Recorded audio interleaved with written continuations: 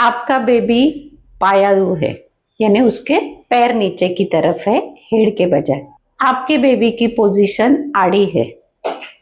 क्या ऐसी कुछ बातें आपने भी सुनी है? क्या आपकी कोई प्रेग्नेंट फ्रेंड है और वो ये सिचुएशन फेस कर रही है? इसे कहते हैं बेबीज पोजीशन, यानी मदर वूम में आपके यूटेरस में बेबी का पोजीशन किस प्रकार का है, इसके ऊपर काफी सारी चीजें डिपेंड होती है। ये पोजीशन अलग अलग प्रकार के होते हैं और उसके ऊपर ही आपकी डिलीवरी नॉर्मल होगी या सिजेरियन सेक्शन होगा, ये डिसाइड किया जाता है। तो चलिए आज जानते हैं कि बेबी पोजीशंस क्या क्या होते हैं और उसका माँ के ऊपर क्या इम्पैक्ट होता है, डिलीवरी प्रोसेस पर क्या इम्पैक्ट होता है। मेन 3 प्रेजेंटेशंस देखे जाते हैं। आइडियल पोजीशन जो होता है बेबी का, वो होता है हेड लो पोजीशन, यानी बेबी का हेड नीचे होगा और पैर ऊपर की तरफ होंगे। जैसे कि यहाँ आपको दिखाई दे रहा है, बेबी इस प्रकार से खुद को यूटेरस में एडजस्ट करता है या ऑक्यूपाई करता है। यूटेरस के अंदर एमनियोटिक फ्लूइड होता है और उसमें बेबी फ्लोट होते रहता है, तो उसमें बेबी की मूवमेंट होती है, बेबी के पोजीशन थोड़े बहुत चेंज भी होते रहते हैं। तो ये जो आइडियल पोजीशन मैंने बताया, ये पोजीशन आइडियल क्यों है? क्योंकि इस पोजीशन में बेबी का हेड नीचे है। अगर माँ को यूटेराइन कॉन्ट्रैक्शन शुरू हो जाते हैं, डिलीवरी प्रोसेस उसकी बढ़ने लगती है, तो नॉर्मल डिलीवरी होने के लिए ये पोजीशन एकदम परफेक्ट पोजीशन है, यानी इजीली बेबी का हेड वजाइना से, सर्विक्स से बाहर आ सकता है और बहुत अच्छे से नॉर्मली डिलीवरी प्रोसेस हो सकती है। चलिए अभी देखते हैं बाकी के कौन से पोजीशन है जिसे अनयूजुअल पोजीशन कहा जाता है, वो देखते हैं हम लोग। इसमें 3 प्रेजेंटेशन होते हैं। पहला है फेस प्रेजेंटेशन, यानी बेबी का हेड तो नीचे साइड में होगा लेकिन उसका पिछला हिस्सा सर्विक्स में ना होके उसका फेस सर्विक्स की तरफ होगा। ये पोजीशन में भी डिफिकल्टी हो सकती है।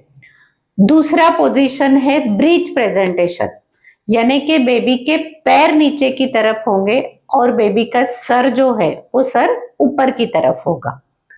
और तीसरा है ट्रांसफर प्रेजेंटेशन, यानी बेबी पूरा आड़ा होगा।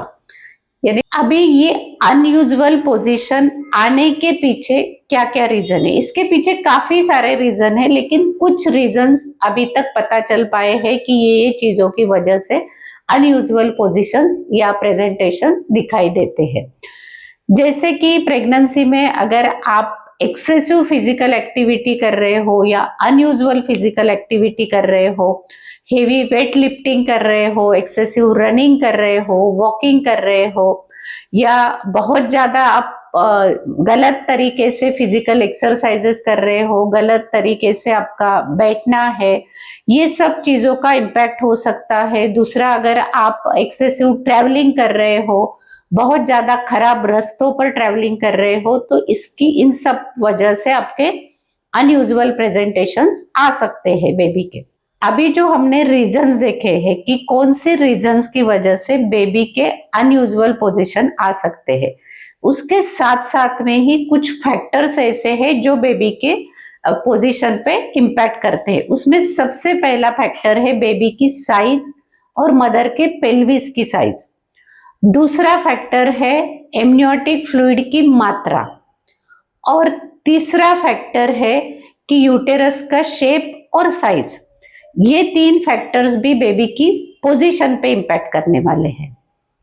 अभी बेबी की पोजीशन अगर आइडियल नहीं है, नॉर्मल नहीं है, अनयूजुअल पोजीशन है, तो उसका डिलीवरी प्रोसेस पे इम्पैक्ट होने वाला है। कॉम्प्लिकेशंस कुछ क्रिएट हो सकते हैं और पेन भी क्रिएट हो सकता है। अगर आप चाहते हो कि आपके बेबी की पोजीशन आइडियल हो, तो उसके लिए आप कुछ चीजें ट्राई कर सकते हो। जैसे अगर आप रेगुलर एक्सरसाइज कर रहे हो, वॉक कर रहे हो, प्राणायाम कर रहे हो, योगा कर रहे हो, तो आपके हार्मोन्स मैक्सिमम बैलेंस रहेंगे और आपके बेबी की पोजीशन भी सही रहने वाली है। आपको इमोशनली भी बैलेंस रखना है खुद को। इमोशनली आप बैलेंस रहोगे तो उसका भी बहुत अच्छा इम्पैक्ट होने वाला है। खुद को रिलैक्स रखने के लिए, स्ट्रेस फ्री रखने के लिए आपको मेडिटेशन भी करते रहना है, ताकि उससे भी आपकी बॉडी काम रहे, रिलैक्स रहे और सही पोजीशन में आपका बेबी आए। तो अभी तक हमने जाना कि फीटल पोजीशन किस प्रकार के होते हैं, उसका आप पे क्या इम्पैक्ट हो सकता है और वो सही आने के लिए आपने क्या क्या करना चाहिए। तो अभी आप मुझे बताइए, आपको ये जानकारी कैसे लगी? आपके बेबी का पोजीशन कौन सा है वो भी हमें कमेंट में जरूर बताएं। आपको ये वीडियो अच्छा लगा तो लाइक और शेयर कीजिए।